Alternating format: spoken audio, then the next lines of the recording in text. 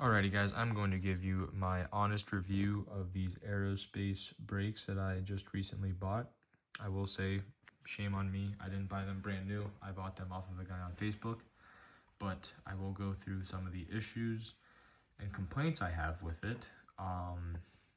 With saying that, now that they're on the car, my car is 120 pounds lighter from the 1LE front brakes, rear brakes. That's the 15-inch conversion, so those are even smaller already. The parking brake had to be removed. The front calipers were disgusting, and then the 15-inch rotors are over there.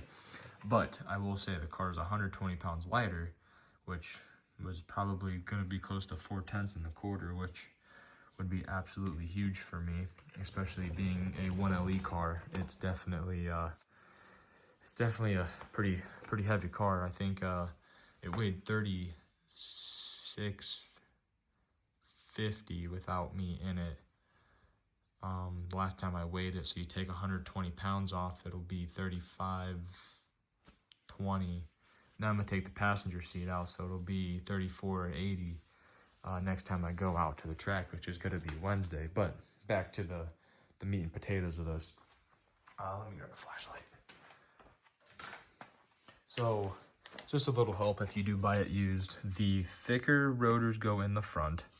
Let me get a better video. The thicker rotors go in the front, and then the thinner ones go in the back. I think these ones weighed out or measured out 1.7 to 1.9, depending on where you measure it, from the inner hat to the barrel of the rotor. Not barrel, but the meat of the rotor. And then you did have to, I did have to cut the spindle out of the top here, right behind this here. It needed to be cut out. And then I did actually have to trim out the bracket area there, as you can see a little bit. Let me get the flashlight over here. I did have to trim that out on each side too, just to make them to fit, which I was never told about, which kind of rubbed me the wrong way. But if I had them, I was going to put them on, so it wasn't like it was going to be something I just didn't do. But, so I had to grind the spindle in two different areas for the fronts to go on. And then hoses were decent. I got wrong hoses from the guy that shipped them to me, but I can't complain too much. But parking brake did have to be removed out of the rear. I did have to find bushings to space it out, because there was going to be a gap after the hub back here without it. But back here, this one was pretty straightforward. It was just the bolts go right onto that. Hose hooks up right over here, and those ones are really easy. But overall, after I got it on the car, it was great. But having to cut and grind and take 3 trips to Summit kind of leaves a bad taste in your mouth. And if you guys are looking at getting aerospace brakes, just a good tip: the thicker ones go in the front. The thicker barrel piece here, I'd call it, go there, or the hat, whatever you want to call it, go there. And then the skinnier ones go in the rear.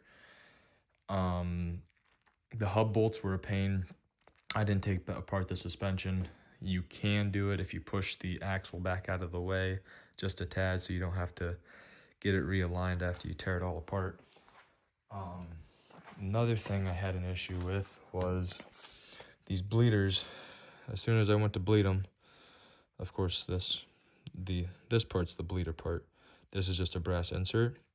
If you were to install these for the first time, please put a little bit of anti-seize on them. I was able to get the rest of them out, but clearly it doesn't look like he really, the guy that I bought it off of, really put anything on it, but maybe like a Loctite sealant thing, which wouldn't be what I use, because that doesn't really mean anything. I'd rather have the way to get it back off, but I had to go to Summit to get new ones of those, because clearly that one broke.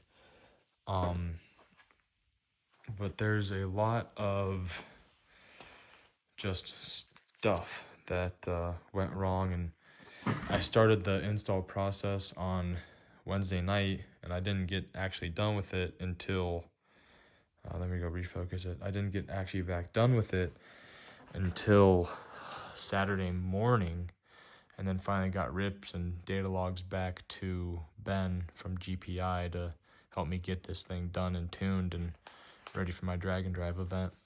But yeah, these are the fronts, of course. The rears have the other rims. I guess I didn't specify. I'm in the middle of changing them, and just thought that before all these thoughts lose my mind, I should probably get this video out here to hopefully help you guys, to tell you do have to grind a lot more on the front than what they say, and anti-seize your bleeders. And other than that, it was pretty easy and straightforward. I mean, the biggest fight was getting that plate off the back. But besides that, now that it's all undone, I am really excited, because I have no doubt in my mind that with the addition of the intake and the brakes, that I'm probably going to be at least a half a second faster in the quarter. So I should be seeing at least low 10s, if not high 9s, if I can get this thing to launch. But I'll have a track video out Wednesday. Well, I'm going to the track Wednesday, so I'll have a video out Thursday. But yeah, I'll give you guys an in-car drive either to the track Wednesday or tomorrow, depending on weather. So yeah, thank you guys for watching, and if you have any questions about the brakes, leave me a comment, leave me a message. I'm happy to help after I've done it. So yeah, peace.